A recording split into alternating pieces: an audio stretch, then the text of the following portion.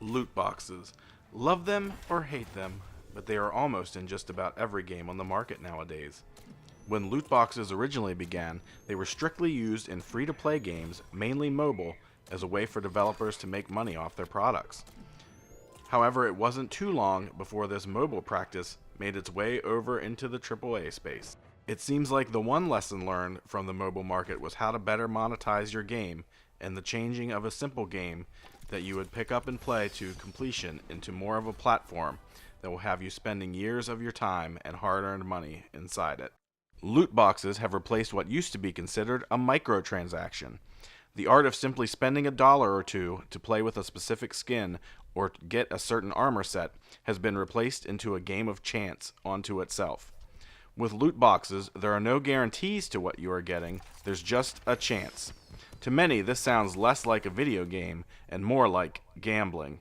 This game is a Star Wars themed online casino designed to lure kids into spending money. It's a trap.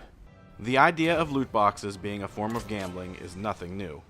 Enter most recently Senator Maggie Hassan, a New Hampshire Democrat who just recently wrote a letter to ESRB President Patricia Vance, asking the ESRB, who represents the gaming industry, to list the presence of loot boxes as a warning on the game's box and to study the wider use of the practice.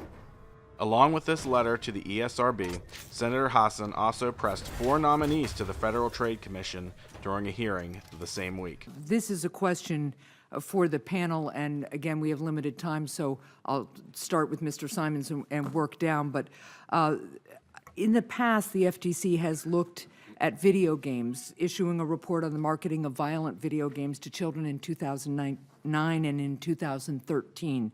It also studied the Entertainment Software Rating Board, or ESRB, finding it one of the most effective voluntary enforcement boards.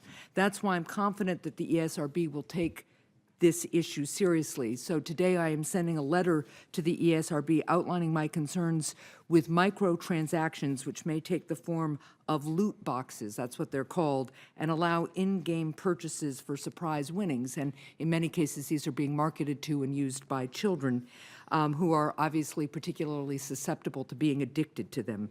The ESRB answered back saying earlier this week that they will now include a label on physical games stating that the games feature in-game purchases. Here is the official statement from ESRB President Patricia Vance. The video game industry is evolving and innovating continually, as is the ESRB rating system. ESRB's goal is to ensure that parents have the most up-to-date and comprehensive tools at their disposal to help them decide which games are appropriate for their children. With the new in-game purchases interactive element coming to physical games, parents will know when a game contains offers for players to purchase additional content. Moreover, we will be expanding our efforts to educate parents about the controls currently at their disposal to manage in-game spending before their kids press start. While it's nice to see the ESRB have some response to the issue of loot boxes, overall this does nothing to quell any real concerns about loot boxes and the predatory practices. As a matter of fact, the label in-game purchases casts a rather wide net that includes more than just loot boxes. According to this label, any game that features DLC or any sort of add-on content would be included in this, and the label does little to address or single out loot boxes at all. So where does this leave us when it comes to loot boxes? The ESRB seems only too content to do nothing. This new label is literally the least they could do, and in doing so, they still are refusing to call out loot boxes at all. Part of this could be that the ESRB represents the software manufacturers. These manufacturers have made it all too clear in the past that they want to keep loot boxes in their games as a way of earning more money from them.